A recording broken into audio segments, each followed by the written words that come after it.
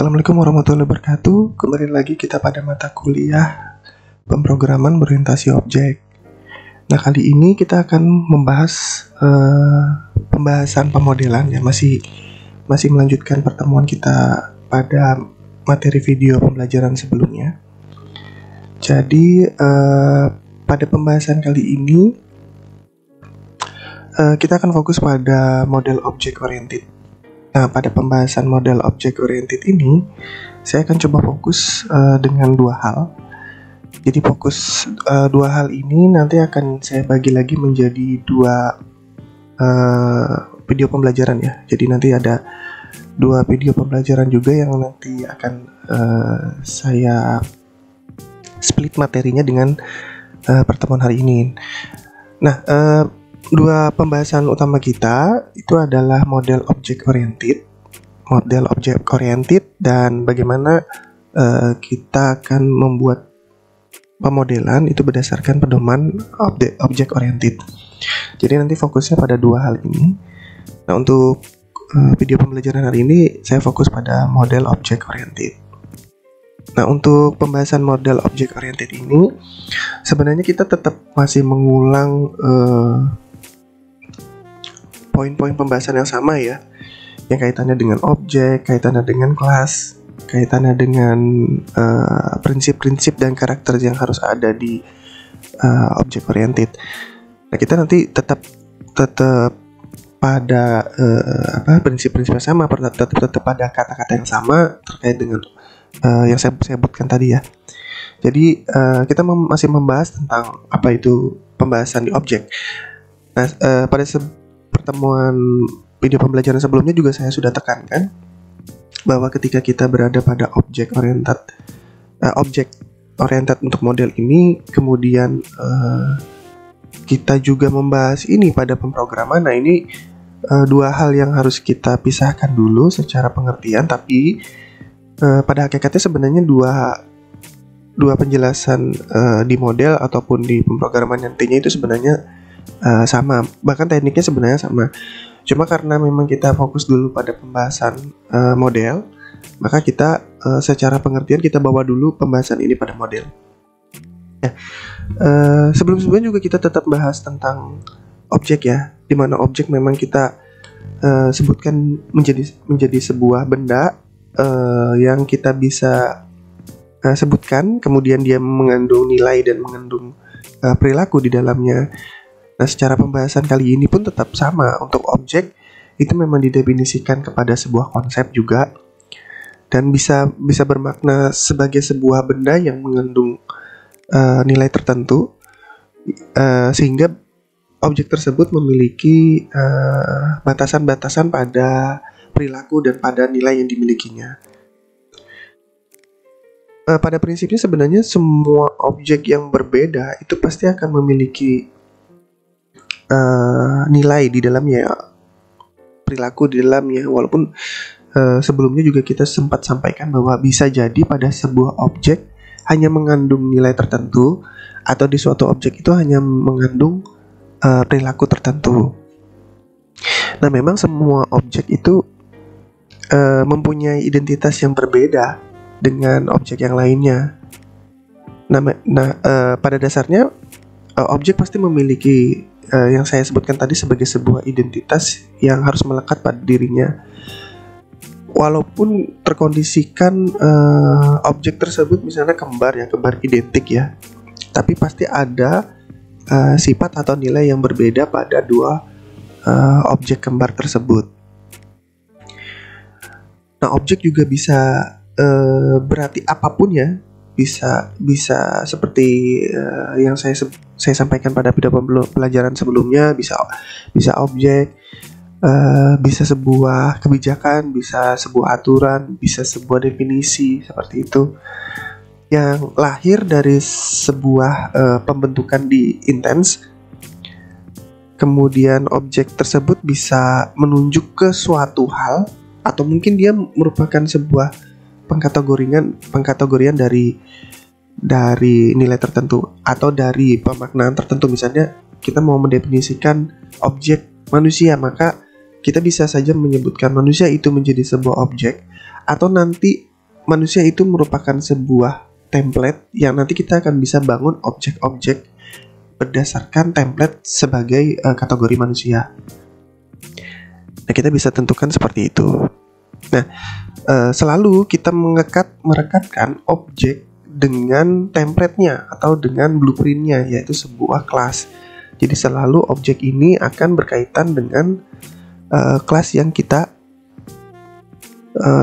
bangun untuk membentuk objek tersebut. Nah, coba kita melihat dulu urutan dari informasi yang bisa didapat dari kelas ya. Jadi saya coba tuangkan dalam bisa dikatakan jadi sebuah alur yang sebenarnya ini bukan urutannya, tapi ini hanya sebatas penjelasan bahwa objek yang kita akan gambarkan ini merupakan sebuah kumpulan atau merupakan beberapa kumpulan. Kita bahas objek kelas dulu ya. Jadi objek kelas ini itu bisa menggambarkan kumpulan yang di dalamnya itu memiliki sifat atau atribut, kemudian ada perilaku. Nah, bisa jadi kumpulan dari objek ini nanti akan berkaitan dengan objek yang lainnya. Jadi kita nyebutnya di sini adalah sebuah objek kelas dulu. Jadi objek kelas ini yang pastinya merupakan kumpulan-kumpulan dari beberapa objek yang nanti kita akan bangun ya. Jadi ini masih kaitannya dengan pertemuan sebelumnya. Kalau ini kita bahas model, sebelumnya kita sudah membahas tentang konsep. Jadi di sini kita tetap membahas tentang materi sebelumnya terkait dengan konsep. Nah, konsep ini nanti akan kita tuangkan dalam pemrograman nantinya. Nah, jadi kita fokuskan dulu bahwa model yang kita bangun, model yang kita bahas ini adalah merupakan konsep. Jadi konsep dari beberapa kumpulan objek yang nanti di dalamnya. Jadi objek-objek yang di dalamnya itu harus memiliki kriteria yang dikatakan sebagai sifat, yang dikatakan sebagai perilaku umum. Kemudian kemungkinan besar nanti ada hubungannya antara objek di dalam kategori yang sama atau objek di dalam kategori yang berbeda. Nah, misalnya kita contohkan ya, ada objek, bisa berupa objek dari kumpulan orang seperti itu, bisa objek dari kumpulan perusahaan, atau ketentuan, atau aturan, atau proses. Nah, itu apapun yang kita definisikan, baik itu dalam satu tunggal ataupun dalam pengelompokan, itu bisa dikatakan sebagai objek. Dan nanti setiap objek di dalamnya pasti dia akan memiliki sifat dan perilaku yang kita definisikan sendiri. Jadi kita rancang dan kita definisikan sesuai dengan ranah atau keinginan yang ada di dalam objek tersebut. Nah, misalnya setiap objek itu bisa kita definisikan, misalnya orang tadi ya, bisa kita definisikan di dalamnya itu memiliki nilai umum ya, sifat umum berupa umur misalnya, IQ-nya misalnya, atau pekerjaan yang dimiliki oleh orang tersebut. Di perusahaan juga bisa kita berlakukan objek yang sama dengan atribut yang sama tadi. Nah, itu tergantung dari konsep model yang kita bangun.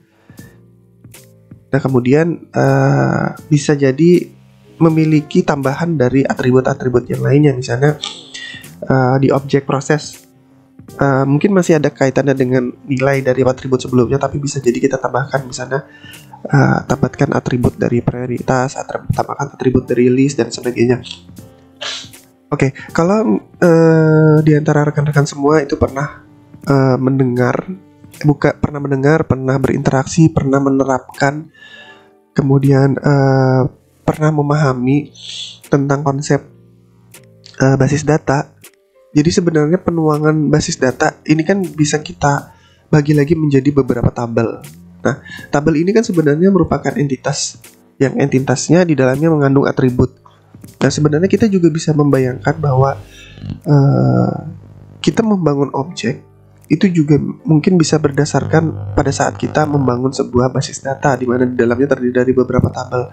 Nah, tabel di dalamnya ini kita bisa kategorikan menjadi sebuah objek, di mana objek ini memiliki atribut. Karena atribut di dalamnya, nilai-nilai yang terkandung di dalam tabel tersebut itu juga menjadi nilai yang dimiliki oleh objek yang ada di OOP. Kemudian mungkin yang jadi pembedanya itu adalah pada saat kita mendefinisikan atau membuat skema dari tabel, bisa jadi kita memang tidak mendefinisikan sebuah operasi di dalamnya atau sebuah metode di dalamnya atau sebuah perilaku. Karena di dalam tabel kita hanya memiliki field dan record di dalamnya, hanya itu, seperti itu. Tapi tidak membangun sebuah perilaku di dalamnya. Nah, maka kalau misalnya kita ambil tabel menjadi sebuah referensi untuk membangun objek, nah itu sah-sah saja kayak gitu. Kemudian bisa jadi kita akan tambahkan di dalamnya sebuah metode. Jadi ketika kita menggambarkan database, kemudian membuat sebuah tabel di dalamnya, kemudian kita menjadikan itu sebagai referensi untuk membangun objek, itu sebenarnya sah-sah saja. Bisa saja mungkin sama kayak gitu. Tapi yang harus diketahui adalah ketika kita mendefinisikan itu menjadi sebuah objek, maka kita harus merubah paradigma itu di dalam objek, sehingga ini kaitannya hanya dengan proses untuk kita membangun dan melakukan pemrograman di situ, tidak dalam kaitan kita melakukan proses penyimpanan. Karena kalau di dalam database kita berprinsip bahwa itu adalah sebuah penyimpanan, jadi sesuatu yang kita inputkan menjadi sebuah penyimpanan di situ. Nah, sedangkan di object oriented kita berparadigma bahwa kita akan membuat sebuah objek yang nanti kita bisa programkan objek tersebut kayak gitu. Jadi ini secara teknis pasti akan berbeda. Nah, objek dan kelas objek. Jadi objek dan kelas. Nah, kalau di sini kita menyebutnya bisa saja objek kelas seperti itu, atau objek dan objek kelas, boleh aja. Sama-sama ya, sama sebagai benda dalam deskripsi masalah. Jadi kita itu bisa saja membangun sebuah kelas berdasarkan objek, atau kita bisa langsung membangun kelas dan menjadi sebuah objek. Jadi secara deskripsi, objek dan kelas ini nanti menjadi sebuah hal yang sama sebenarnya. Jadi dia akan menjadi something atau masalah yang sama. Cuma memang bedanya yang satunya menjadi sebuah cetakan, yang satunya menjadi sebuah hasil daripada cetakan tersebut.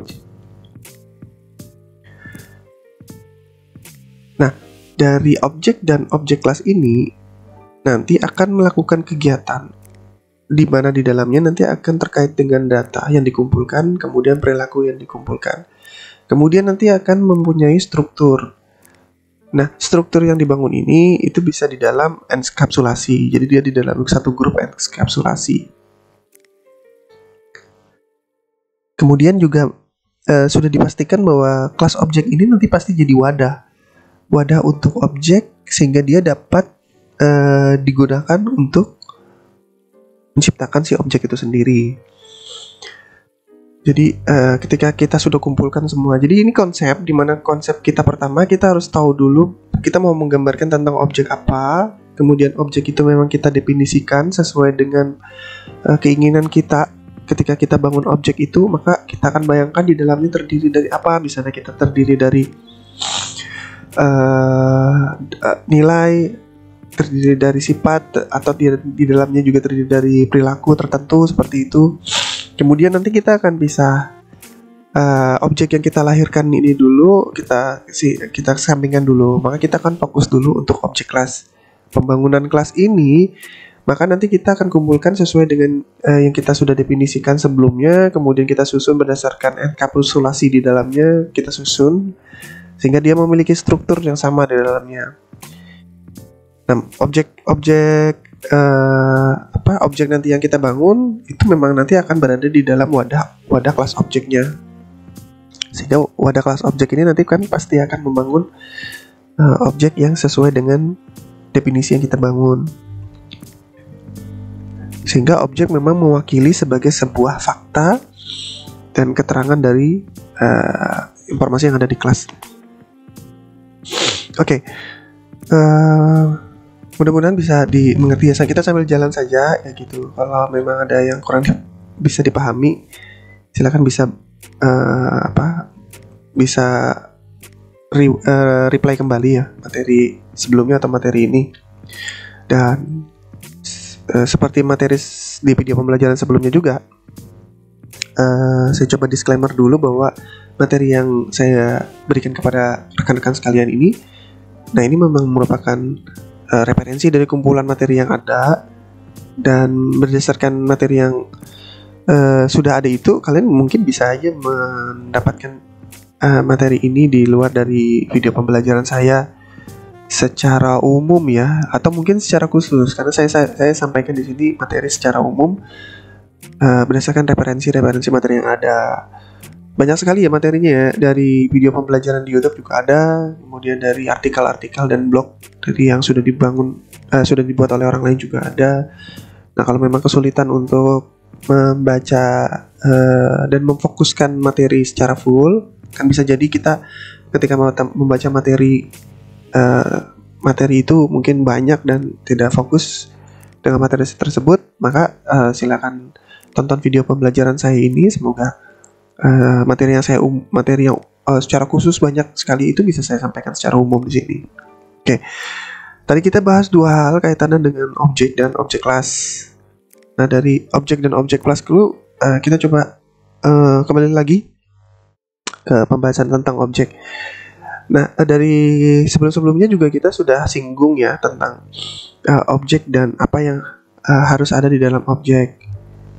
Nah, jadi dari kemarin-kemarin juga memang saya sebutkan beberapa kata-kata yang mewakili dari sebuah objek, dan memang istilah-istilah dalam sebuah objek itu melekat dalam objek itu. Ya, contohnya yang pertama kita informasikan bahwa ada yang dikatakan sebagai sebuah nilai. Nah, bisa jadi istilah itu di tempat yang lain menjadi berbeda. Ada yang mengatakan properti dan ada yang mengatakan sebagai variabel seperti itu. Nah, memang secara umum didefinisikan dalam sebuah atribut. Jadi atribut ini memang merupakan istilah yang harus ada di dalam objek karena dia merupakan data yang menegaskan dari objek. Kemudian ada yang dikatakan sebagai metode ya, atau behavior atau perilaku, yang di dalamnya nanti mengandung operasi dari fungsi dalam sebuah kelas. Jadi tingkah laku yang ada di dalam kelas itu pasti di dalamnya nanti akan ada operasi yang dibangun di dalamnya. Nah, operasi ini nanti dia akan melekat di dalam fungsi atau yang dikenal sebagai namanya adalah metode ya, atau metode kalau bahasa Indonesianya. Nah, jadi metode ini nanti akan mengeksekusi atau menjalankan fungsi prosedur yang ada di dalamnya. Jadi dia mengerjakan apa yang dibangun atau dibuat oleh si pengembang ya. Jadi apakah nanti di dalamnya itu dia akan mengambil atribut yang dimiliki dari objek tersebut atau tidak, itu tergantung dari pembangunan strukturnya. Di dalam objek juga tidak mesti harus ada, seperti yang saya bilang ya, tidak mesti harus ada objek nilai dan juga mungkin perilaku. Jadi bisa objek itu memiliki nilai saja atau objek itu memiliki perilaku saja. Ya, jadi secara umum seperti ini dulu untuk istilah-istilah dalam objek. Kemudian istilah-istilah dalam objek ini pasti nanti akan kita tuangkan dalam model ya. Tuangkan dalam model. Nah, model ini menggambarkan beberapa penggambaran yang sesuai dengan aturan yang berlaku ya. Dan nanti akan kita sampai pada materi tersebut ya. Nah, salah satu penggambaran yang identik ada di dalam penggambaran objek itu adalah diagram. Jadi memang diagram ini menjadi satu hal penting yang harus ada di dalam pemodelan objek. Jadi ada yang dilakukan pada saat kita membuat model untuk penggambaran diagram objek untuk menggambarkan kelas dan objek itu tersendiri. Jadi memang kelas dan objek ini nanti akan kita bangun dengan menggunakan diagram. Nah, konsep fundamentalnya di dalam analisis itu objeknya itu sendiri nantinya. Jadi pada saat kita menggambarkan diagram objek, ya pasti objeknya itu sendiri yang akan kita definisikan dan kita gambarkan dalam diagram. Jadi objeknya ini layaknya sebuah entitas yang mencakup di dalamnya sebagai data dan sebagai metode. Kelas yang dibangun di dalam diagram ini nanti pasti akan memiliki persamaan antara atribut dan metode. Jadi kelas ini nanti akan memiliki bentuk yang sama untuk membangun atribut dan metodenya. Ya, jadi kelas yang merupakan satu atau lebih dari objek dengan persamaan atribut dan metode ini nanti akan diwakili dari gambar di dalamnya. Kemudian ada yang dikatakan sebagai kelas dan objek. Jadi kelas dan objek ini kelas dengan satu atau lebih objek di dalamnya. Sebenarnya gini ya. Jadi bisa kita definisikan dalam simbol atau dalam diagram gambar nanti, di mana nanti di dalamnya itu kita akan bangun sebuah kelas. Dan bisa aja kita bangun di dalamnya nanti ada kelas dan objek di dalamnya seperti itu. Jadi kita bisa saja membangun hanya kelasnya saja, atau nanti kita bangun di dalamnya bisa kelas dan bisa eksekusi dari objek yang ada di dalamnya.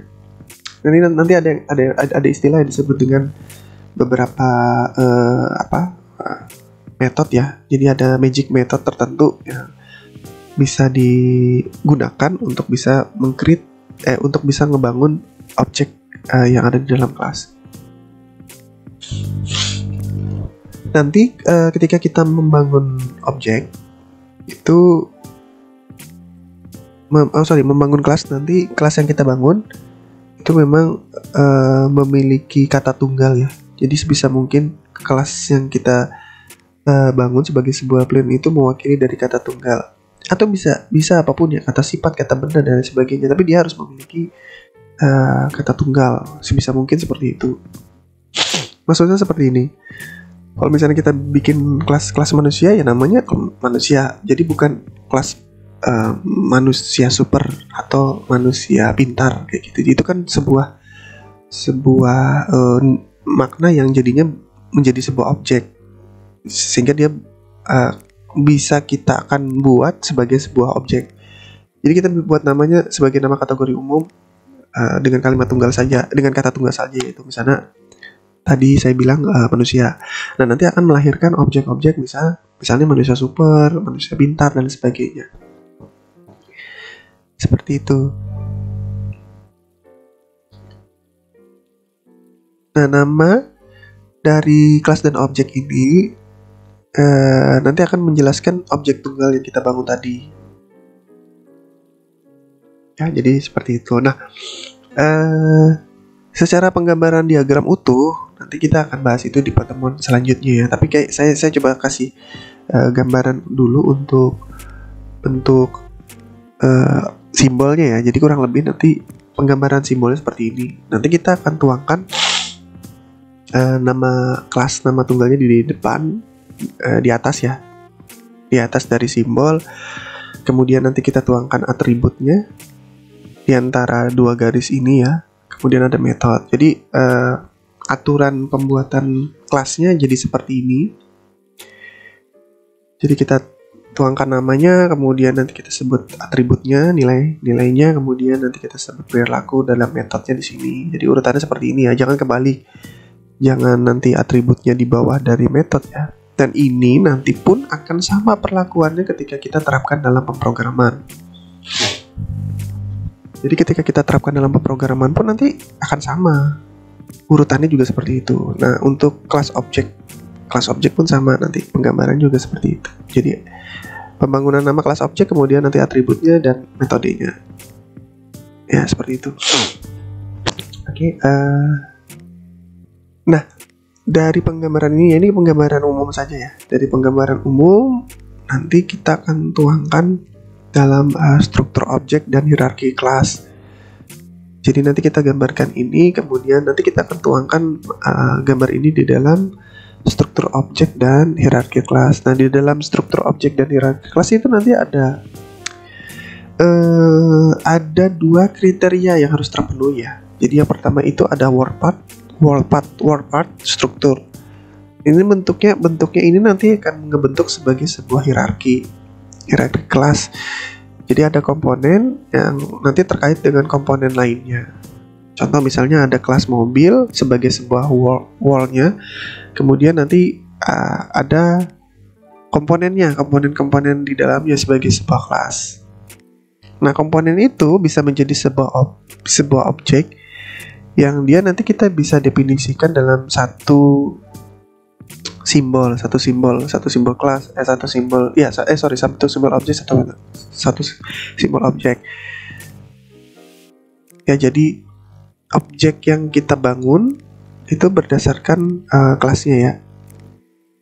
Jadi word part struktur ini kalau secara hierarki nanti paling atas itu dikatakan sebagai kelasnya. Nanti ada objek yang dibangun berdasarkan kelas tersebut. Nanti dia akan digambarkan sebagai simbol part ya, simbol.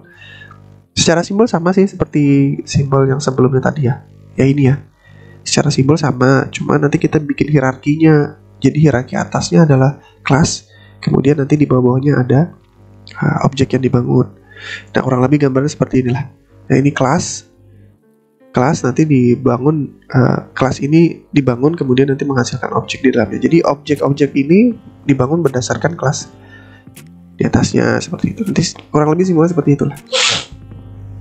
Nah, yang kedua, berdasarkan simbol ini sebenarnya bukan kriteria ya, tapi cara menggambar. Jadi yang pertama tadi kita gambarkan dengan menggunakan penggambaran word part struktur. Sebenarnya nanti pada saat di general dan dispesifikasikan itu sebenarnya polanya sama, polanya word part struktur juga berdasarkan hierarki kelas juga nanti. Jadi secara struktur nanti seperti ini. Secara struktur nanti kan seperti ini strukturnya. Jadi nama, atribut, metode. Nah, nanti secara hierarki kelasnya nanti kita bangun seperti ini.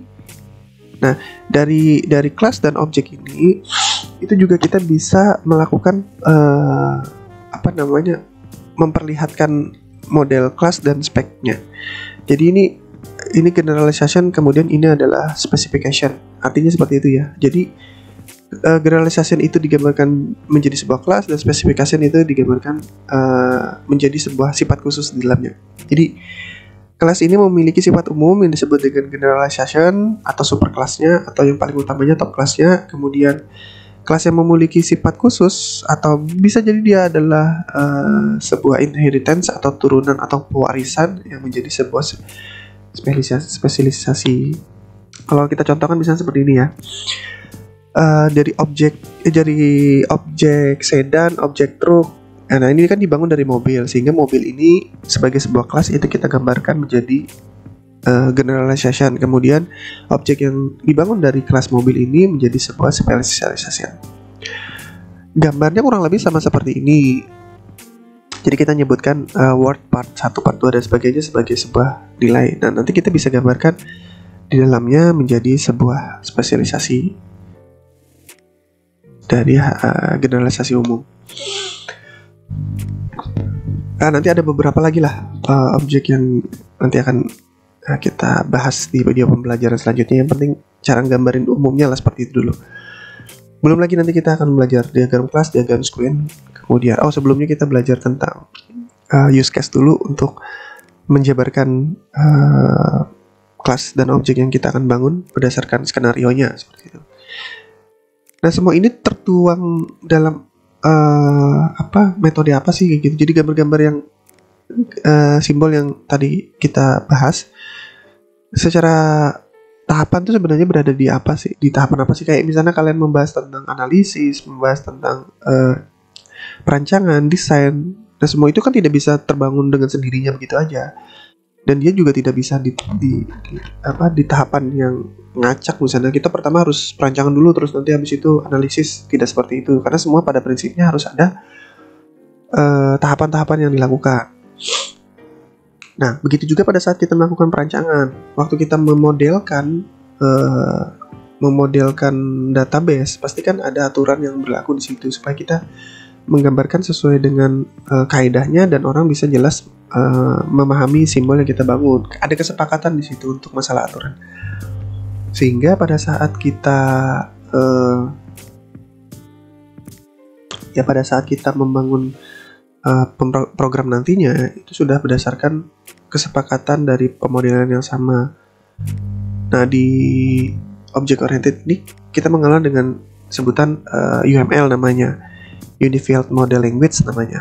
Nah, UML ini atau Unified Modeling Language ini pemodelan untuk memvisualisasikan ya berdasarkan apa yang kita rancang. Ada softwarenya, bisa ada softwarenya yang kita bangun untuk membangun objek. Nah, untuk standar penulisannya berdasarkan sebuah sistem dibangun untuk pengembangan software. Ini nanti menginformasikan tentang beberapa macam informasi untuk proses implementasi pengembangan aplikasi. Secara umum sebenarnya gini aja ya. Jadi ada model yang sudah kita sepakati berdasarkan tahapan yang ada, itu disebut sebagai Unified Modeling Language. Nanti ada softwarenya yang digunakan, tool yang digunakan untuk membangun UML ini. Ya, UML ini secara fokus utamanya ya tadi objek dan kelas. Kita menggambarkan atribut, metodenya juga ada di dalamnya. Oke, coba saya informasikan dulu ya secara umum ya. Kurang pas aja rasanya kalau kita membahas tentang UML tapi kita nggak tahu UML ini sebenarnya dari apa dan sebenarnya berasal dari mana kayak gitu. Jadi langkah baiknya saya coba informasikan dulu lah secara umum tentang sejarah atau histori dari UML ya. Tapi ini nggak banyak, 1 atau 2 slide saja lah. Saya sampaikan dulu secara umum sebenarnya UML ini dari apa, kok tiba-tiba ada gitu. Nggak juga ya, bukan tiba-tiba ada ya, tapi dia berdasarkan histori yang panjang lah seperti itu. Dan dulu nggak lama-lama banget ya, kalau mungkin ada yang lahir di tahun 90-an ya, kalau ada yang lahir di tahun 90-an, kalian lahir di masa UML itu hadir, karena UML ini hadir di tahun 90-an ya, tepatnya di 94. Kalau ada yang lahir di tahun ini ya, atau rata-rata yang nyimak materi ini tahun 2000-an lahir ya. Kalau tahun 2000-an ya era-eranya stasiun TV lagi ramai itu.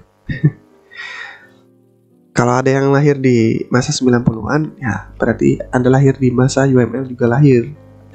Di masa itu juga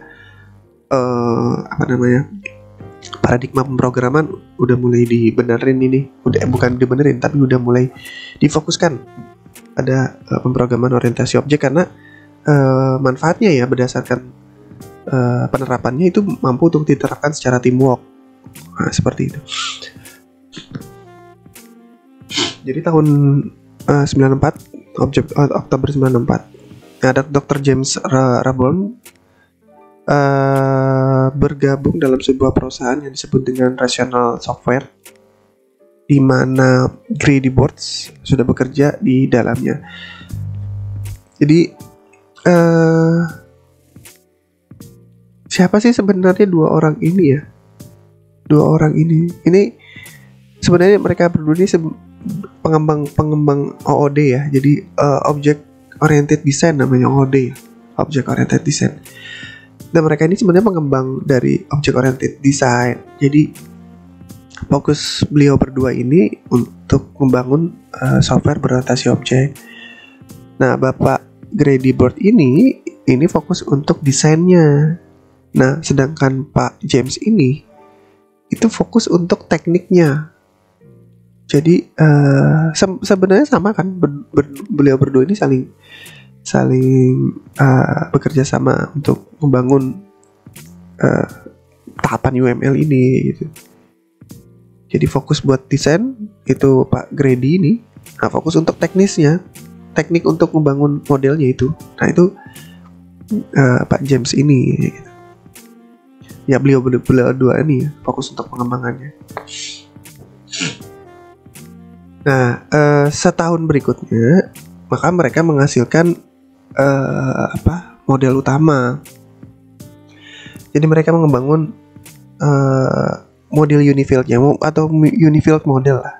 Unifield model untuk versi pertama. Walaupun sebenarnya versi pertamanya tidak ditulis versi pertama ya di satu tahun berikutnya. Versinya mereka nyebutnya ada versi 008. Oke.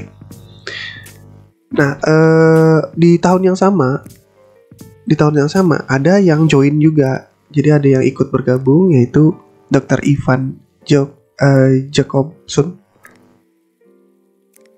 ikut bergabung. Nah, pada saat bergabung ada pembahasan tentang tambahan tahapan di dalamnya. Jadi tahapan skenario atau tahapan untuk mengetahui tentang bagaimana alur sistem itu bekerja, itu diperkenalkanlah yang disebut dengan use case. Jadi mereka bertiga ini bergabung, akhirnya menambahkan beberapa tahapan di dalamnya, kemudian dia menghasilkan Unifield Model Language di versi selanjutnya. Versi selanjutnya masih belum versi 1 juga ya. Jadi mereka tergabung di dalamnya. Nah, beliau ini Ivar ini itu juga memang ngebangun object oriented juga, tapi fokusnya adalah di software.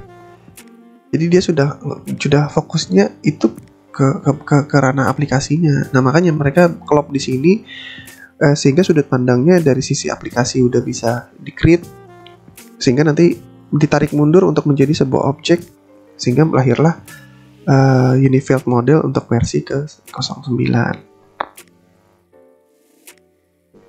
Ya, tidak cukup sampai di situ, mereka tetap ngebangun versi UML lagi, sehingga versi UML menjadi lebih terinci lagi untuk membangun tahapannya. Nah, jadi mereka bertiga berkolaborasi, kemudian dengan aturan yang mereka bangun, sehingga banyak sekali pengembang beracu kepada aturan mereka, banyak sekali perusahaan-perusahaan yang mengacu kepada mereka, sehingga sangat tepat sasaran perusahaan-perusahaan untuk bisa menerapkan model ini, sehingga tujuan dari strategi bisnis mereka bisa tercapai. Banyak kok waktu di zaman itu perusahaan-perusahaan yang menerapkan model ini. Ada ya, Microsoft salah satunya. Microsoft juga perusahaan yang menerapkan UML juga ada perusahaan-perusahaan lainnya kok. Jadi bukan cuma Microsoft aja, Oracle juga menerapkan pengembangan ini. Next sampai sekarang juga masih menerapkan itu. Jadi bahkan mereka bikin konsorsiumnya ya. Jadi secara sederhana sebenarnya kita kembali lagi ya ke UML ya. Jadi secara sederhana ini sebenarnya konsep model. Jadi gini, waktu kita ngebuat sesuatu, supaya sesuatu itu bisa dipahami orang lain, itu kan sama aja seperti kita membahasakan. Kayak kita lah, seperti saya ini kan, saya menyampaikan ke kalian tentang informasi, dan kalian mengerti terhadap informasi yang saya sampaikan itu karena memang ada pengantar bahasanya kan. Saya menggunakan bahasa Indonesia yang kalian mengerti karena kalian mengerti bahasa Indonesia, sehingga bahasa merupakan sebuah pengantar, sehingga saya bisa memberikan informasi yang bisa dipahami oleh kalian. Nah, sebenarnya pada saat kita menuangkan model itu kan sebenarnya bahasa juga. Bahasa model namanya, bahasa model untuk bisa dipahami oleh orang lain dari apa yang sudah saya bangun. Jadi saya ngebangun mindset, ngebangun pola, kemudian ngebangun sebuah teknik, kemudian ngebangun sebuah perencanaan untuk membuat sebuah aplikasi dalam model. Model ini adalah bahasanya untuk bisa dipahami oleh yang berkepentingan terhadap model saya, seperti itu. Jadi untuk dapat memahami UML diperlukan pemahaman tentang konsep bahasa. Nah, sekarang kita coba tarik dulu pembahasan ini ke 3 elemen utama. Jadi ada 3 elemen utama yang harus nanti ada di dalam UML. Jadi kita pahami dulu UML ini sebenarnya konsep bahasa ya. Jadi konsep bahasa pemodelan. Nah di dalamnya nanti akan ada elemen utama. 3 elemen utama ini yang ngebangun UML ini menjadi beberapa tahapan. Jadi ini pasti akan ada. Ya terlepas dari 3 elemen utama ini ada elemen teks. Ya teks juga dikatakan sebagai elemen, tapi teks ini sifatnya umum. Jadi teks itu mau dimanapun tetap harus ada. Nah selain dari teks itu, maka ini ada 3 elemen utama. 3 elemen utama ini ada yang dikatakan sebagai objeknya tadi ya, objek, hubungan, sama bagan. Jadi objek, benda, thing, ini harus ada nih, elemen yang ini harus ada. Terus hubungannya, relasinya antara objek satu dengan objek yang lainnya, atau objek itu terhadap objeknya itu sendiri, atau objek terhadap objek kelas. Nah kemudian kita tuangkan dalam bagan atau diagram. Salah satu dari 3 ini nggak ada, ya kita nggak bisa menerapkan itu dalam UML. Jadi ini harus ada. Nah sekarang untuk video pembelajaran ini saya fokus untuk benda dan hubungan dulu ya. 2 ini dulu. Karena untuk membahas tentang bagan ini kan harus kita tampilkan gambarnya, dan itu banyak ya pembahasan itu, dan saya jadikan video pembelajaran yang terpisah. Jadi menjelang slide-slide terakhir ini saya coba fokus untuk 2 ini dulu lah, benda sama hubungan. Nah, benda seperti yang sudah dijabarkan pada slide-slide sebelumnya, ya memang ini adalah sebuah poin utamanya. Poin utama jadi poin utama dalam sebuah objek ini sendiri. Ya, objecting ini ya objek yang merupakan paling statis dari sebuah model. Paling statis itu paling penting, paling krusial yang harus ada di dalam model. Nah, di dalam objek ini nanti itu menjelaskan juga beberapa bentuk objek. Jadi kita di dalam benda ini atau di dalam objek ini juga ada beberapa yang harus kita bahas. Yang kita akan bahas yang pertama adalah objek ini merupakan bentuk yang paling statis yang harus kita bahas. Yang pertama itu ada yang disebut dengan classes. Classes ini nanti merupakan bentuk dari pembahasan objek kita yang dimana di dalamnya memiliki atribut operasi dan hubungan lainnya. Jadi sekelompok kelas ini yaitu merupakan bagian dari objek juga yang kita akan bahas di dalamnya. Terus ada yang dikatakan sebagai interface. Nah, interface ini adalah antarmuka yang menghubungkan kita dengan kelas yang lainnya. Jadi ketika kita ini bukan kaitannya dengan objek-objek ya, tapi ini kaitannya dengan kelas-kelas dulu. Jadi kelas-kelas yang kita bangun, kelas ini kan mewakili dari objek-objek ya, kelas yang kita bangun ini.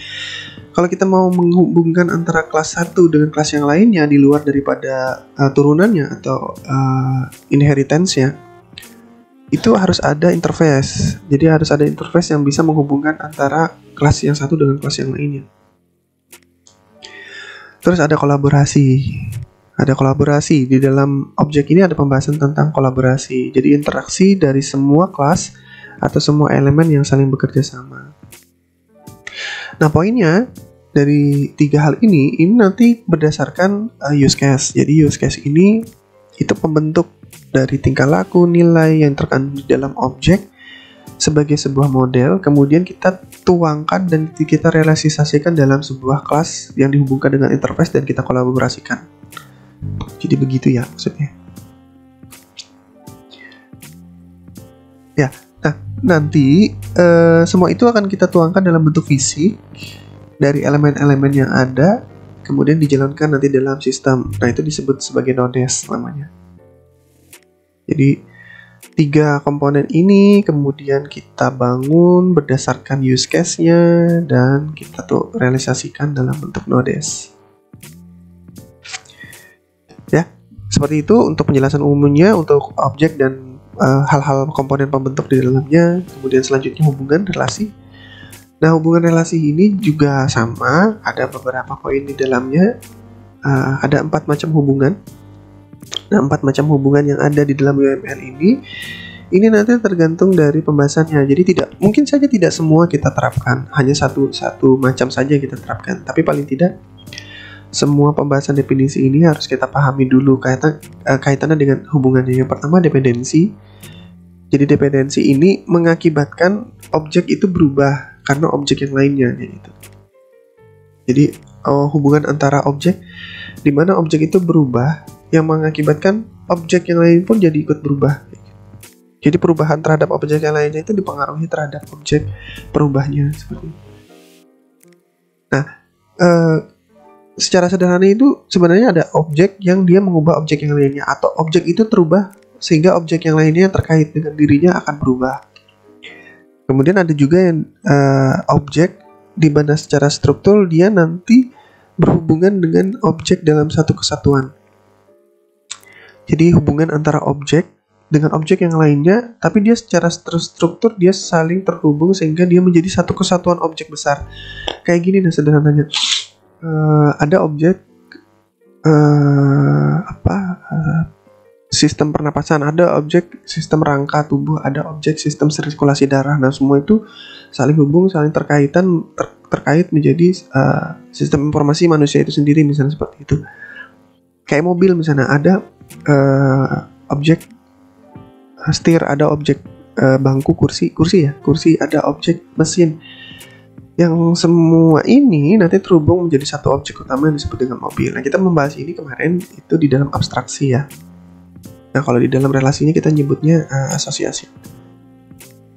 Nah, dependensi dan asosiasi ini diambil berdasarkan generalisasi dan sifat dari spesifikasinya.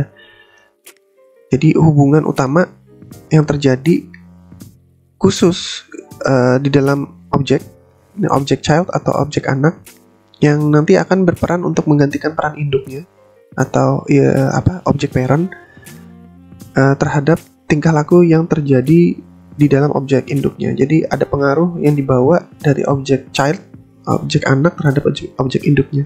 Ini terjadi perlakuannya di dalam hubungan antara inheritance. Jadi tadi hubungan bisa jadi dia berpengaruh tapi dia tidak inheritance. Hubungan itu menjadi sebagai hubungan yang umum saja kayak gitu. Cuma pengaruhnya menjadi pengaruh ke objek tersebut berdasarkan objek yang terhubung. Tapi ada juga objek yang terbangun itu berdasarkan hubungan di dalam objek-objeknya. Jadi objek-objek di dalamnya ini menjadi sebuah kesatuan yang tidak bisa dipisahkan karena dia adalah hubungan dengan objek utama. Tapi ada juga hubungan dia sebagai sebuah pewarisan, yaitu generalization. Ada juga hubungan yang kaitannya dengan pengelompokan, karena dia berdasarkan elemen yang sama. Misalnya dia berdasarkan elemen yang sama, kemudian dia dihubungkan dengan menggunakan interface tadi ya. Nah ini secara umum ini adalah hubungan antara use case dan kolaborasi sebenarnya. Nah ini ada yang disebut dengan generalisasi. Jadi hubungan semantik antar kelompok yang menjamin adanya ikatan berdasarkan interface di antara kelas dan elemen. Nah, ini terwujud dalam bentuk use case dan kolaborasi. Nah, jadi yang penting itu sebenarnya konsepnya ini aja sih.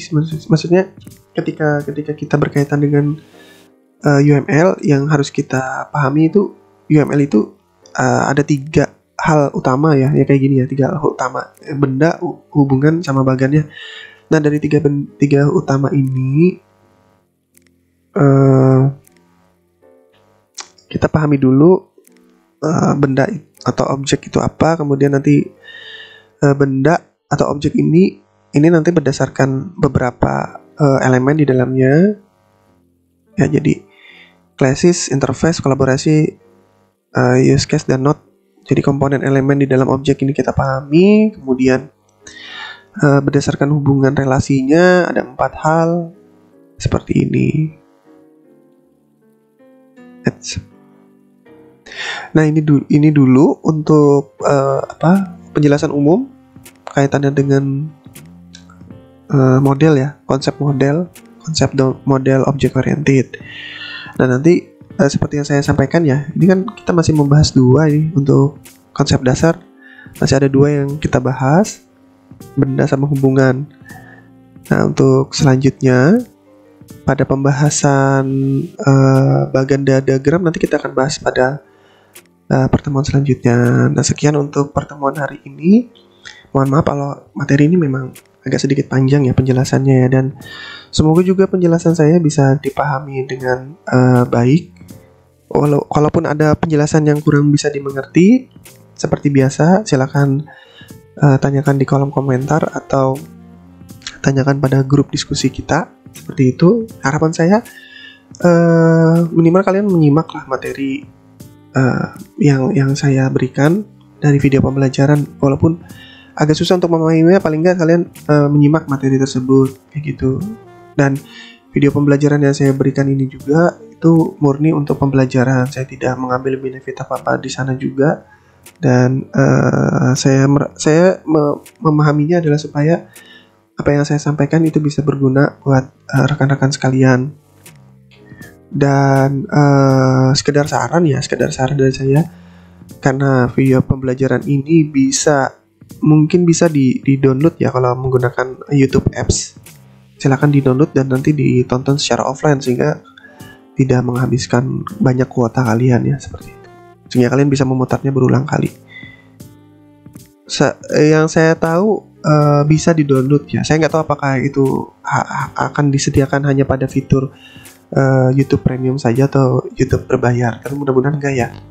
Mudah-mudahan ada fasilitas buat bisa di-download dan kalian bisa putar berulang kali secara offline. Kalaupun tidak, video ini juga bisa ditonton dengan resolusi ukuran paling kecil di 144p sehingga kuota yang digunakan bisa lebih irit lagi. Sekian dulu untuk materi pembelajaran hari ini. Mohon maaf kalau ada salah penyampaian materi atau salah ucap pada materi ini. Besar harapan saya kalau materi ini bisa disimak, minimal bisa disimak, dan alhamdulillah kalau bisa dipahami dengan baik. Sekian dulu untuk materi. Mohon maaf tadi kalau ada salah ucap dan salah penyampaian materi. Saya akhiri. Wassalamualaikum warahmatullahi wabarakatuh. Sampai jumpa pada materi selanjutnya.